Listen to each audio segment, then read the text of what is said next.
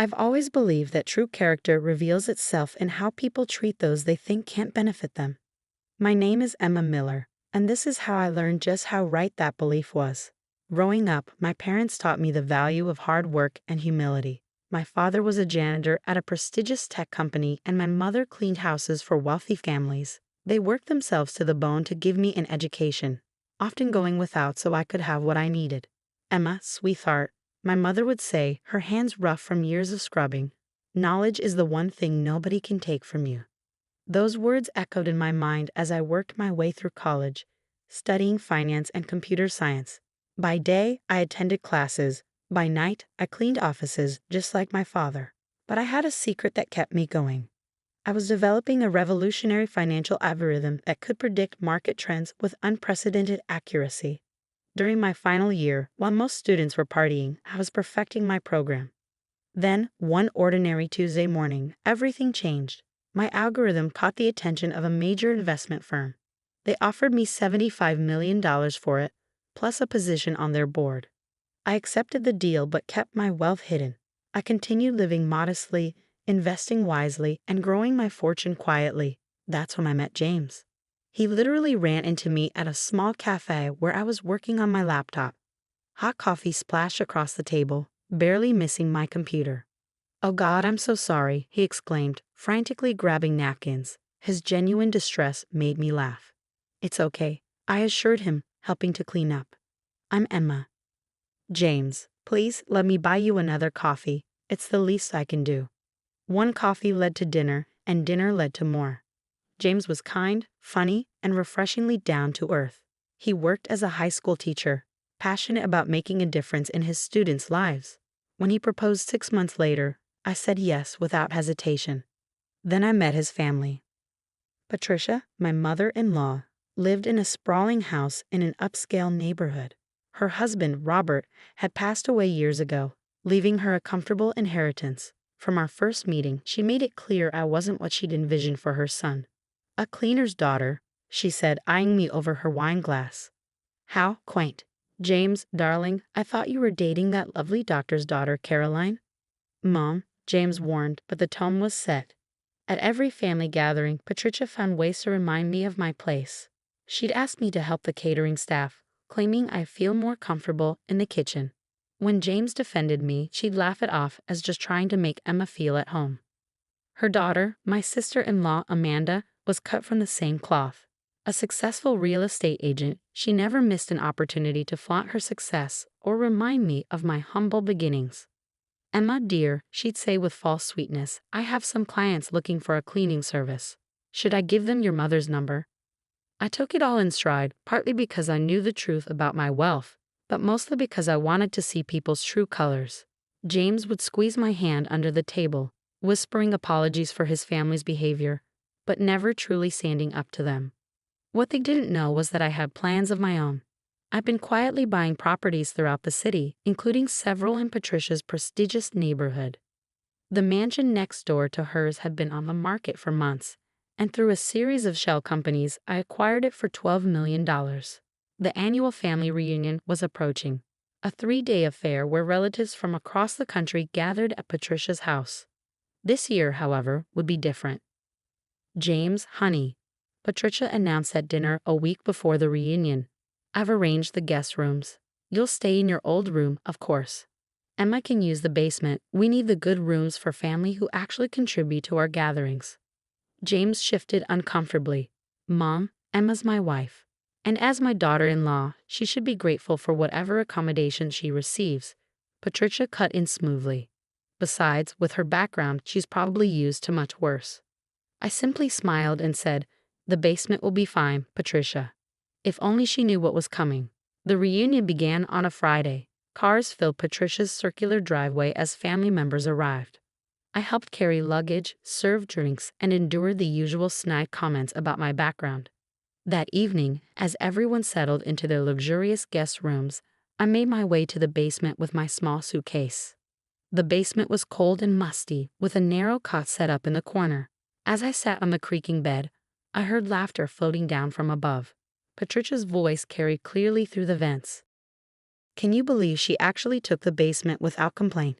I told James he should have married Caroline. At least she knows how to carry herself in proper society. More laughter followed. I checked my phone. One new message from my property manager.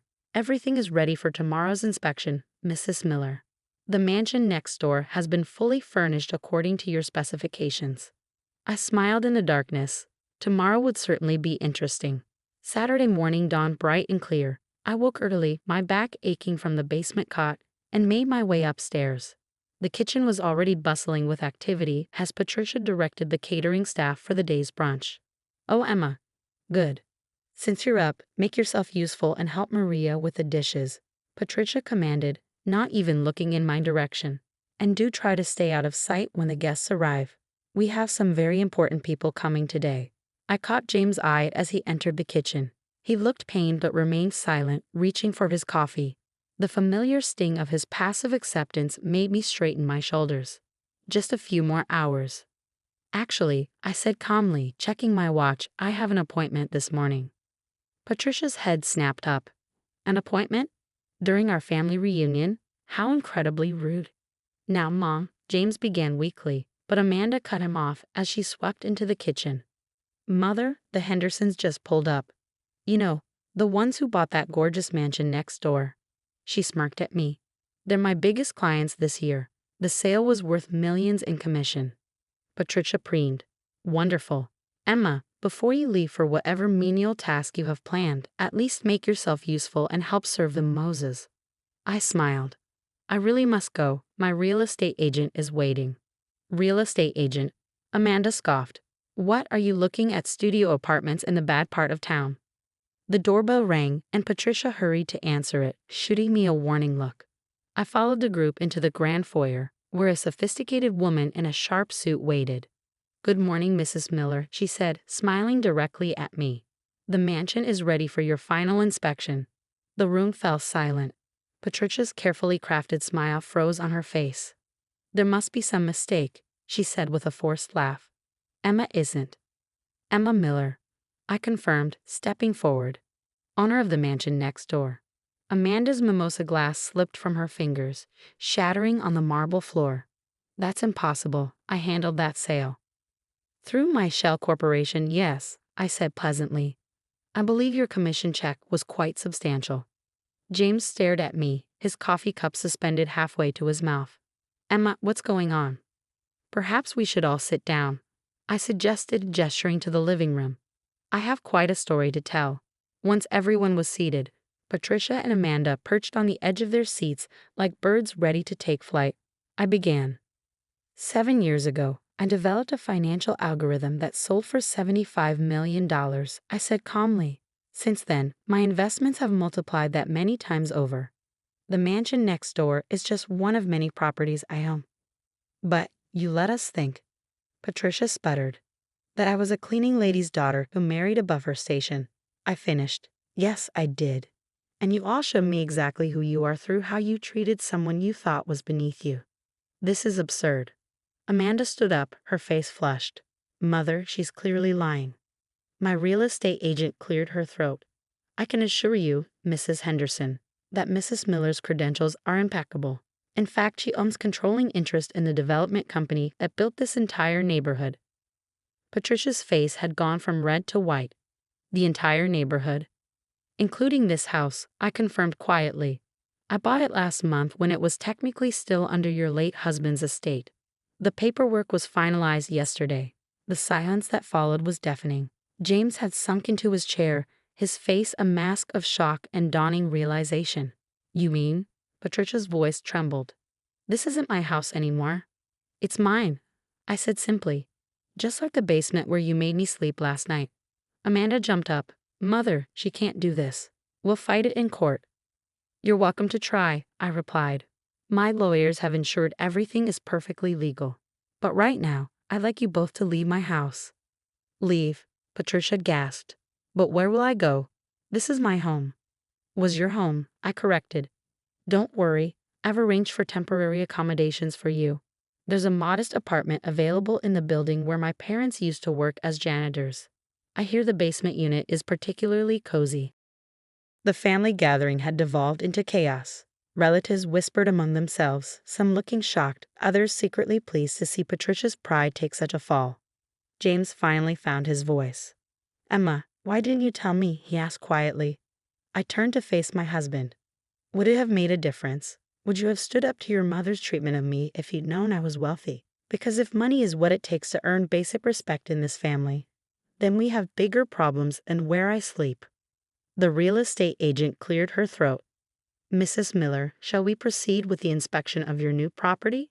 "Yes," I said, standing. "Patricia, I'll have my staff help you pack. You have until tomorrow evening to vacate the premises." As I walked toward the door, Patricia's voice rang out, suddenly honeyed and pleading. "Emma, dear, surely we can discuss this. We're family, after all." I paused at the doorway, turning back to face her. "Family? Let's talk about family, Patricia. Last Christmas, you seated me at the children's table and told everyone it was because I wouldn't know how to behave at the adults' dinner. Last month, you accidentally excluded me from James' birthday celebration. And just yesterday, you made me sleep in a basement because you said I wasn't good enough for a real room." I didn't mean," she stammered. "Yes, you did," I said firmly. "You meant every slight, every insult, every attempt to humiliate me. You showed me exactly who you are, Patricia. Now I'm showing you exactly who I am."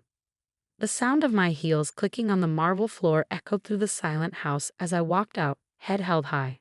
Behind me, I could hear Patricia's sobs and Amanda's angry protests, but I didn't look back. The following weeks were a storm of activity and emotions. Patricia and Amanda moved out as required, though not without drama. They hired lawyers, of course, but as my legal team had predicted, every transaction was ironclad. I moved into the mansion next door, leaving James to decide his own path. The distance gave me time to think about our marriage and what it meant to build a life with someone who couldn't stand up for you. One evening, about a month after the revelation, my security team alerted me to a visitor. James stood at my front door, looking more disheveled than I'd ever seen him. "Can we talk?" he asked quietly. I led him to my home office, a warm room filled with family photos, including one of my parents on their 30th anniversary. James' eyes fixed on it as he sat down. "I've been doing a lot of thinking," he began. "About everything. About us. I've also been seeing a therapist." I waited, letting him find his words. "I failed you, Emma, not just at the reunion, but every time I let my mother treat you like you were beneath us. I told myself I was keeping the peace, but really, I was just being a coward." "Yes, you were," I agreed softly. He winced but continued. "The thing is, I kept wondering why you didn't tell me about your success. Then I remembered last Thanksgiving when Mom made that comment about your father being just a janitor, and I laughed. I actually laughed." Tears formed in his eyes. "That's when you were going to tell me, wasn't it?" I nodded. "I had the papers in my bag. But watching you laugh at your own father-in-law, I realized that you were just like them." "I was," he admitted. "And that shame is mine to carry. But Emma, I want you to know what's happened since you left." He straightened in his chair. "I resigned from my teaching position at Brighton Prep." This surprised me. James had taught at the prestigious private school for years. "I took a job at Riverside High School instead," he continued. "It's in the neighborhood where you grew up. The kids there, they remind me of you. Brilliant, determined, just needing someone to believe in them. And your mother? I haven't spoken to her since she moved out. She and Amanda have been trying to rally the family against you, but it backfired. Cousin Sarah came forward about how Mom had treated her when she married beneath her station. Then Uncle Robert shared stories about her behavior toward his second wife. It's like your courage in standing up to her gave others permission to speak their truth." I absorbed this information, noting the changes in James. He seemed more grounded, more present. "There's more," he said. "I've been volunteering at the community center where your mom used to work. Did you know they have a program teaching financial literacy to cleaning staff and janitors? I'm helping them expand it." "Why are you telling me all this, James?" "Because I want to earn back your respect," he said simply.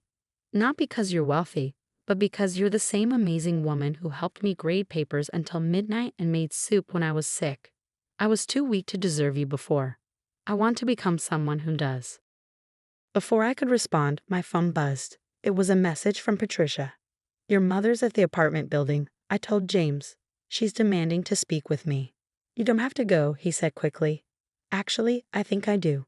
I found Patricia in the basement apartment where she now lived. The irony wasn't lost on either of us. Her designer clothes looked out of place against the concrete walls. Hello, Patricia. She turned, and I was struck by how different she looked. The carefully maintained facade had cracked, showing the insecure woman beneath. Emma, she said, then stopped, seeming to struggle with words. Finally, she whispered, I understand now. Understand what? What it feels like, to be judged by where you live. To have people look down on you. Her hands trembled. Yesterday, I couldn't get a restaurant reservation because of my new address. I've been going there for 20 years. Feels awful, doesn't it? She nodded, tears spilling down her cheeks. I've been horrible. Not just to you, but to so many people. Living here, being treated the way I treated others, it's opened my eyes. That was the point, I said quietly. She looked up sharply. You mean, this wasn't just revenge? Revenge would have been making you homeless. This was about education. Patricia sank onto the small sofa. I've lost everything. My home, my social standing, my son. You haven't lost James, I corrected. He's choosing to be his own man for the first time. Whether you lose him permanently depends on whether you can accept that change. And you? She asked hesitantly.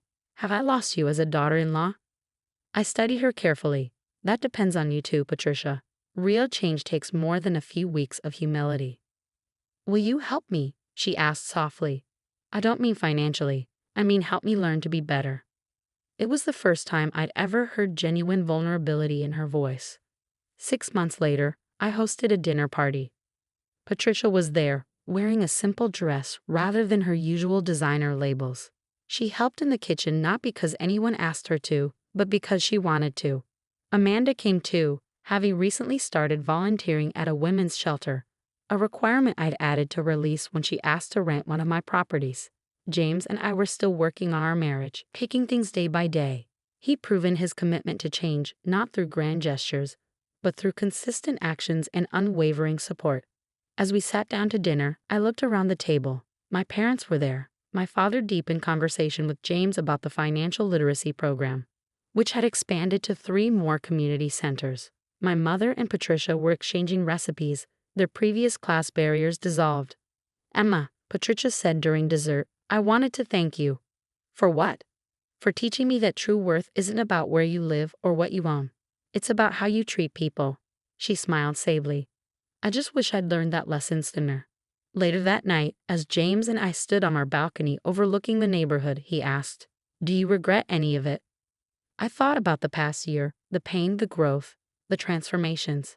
No, I said finally. Sometimes people need to lose everything to understand what really matters. He took my hand, and we stood in comfortable silence, watching the stars. The basement apartment where Patricia lived was visible from our vantage point, its lights glowing warmly in the darkness. It stood as a reminder that sometimes the greatest gift you can give someone is the chance to become better than they were. My phone buzzed. A message from my investment team about another successful algorithm deployment. But for once, I didn't check it immediately. Some things were more valuable than money. And I was finally surrounded by people who understood that truth.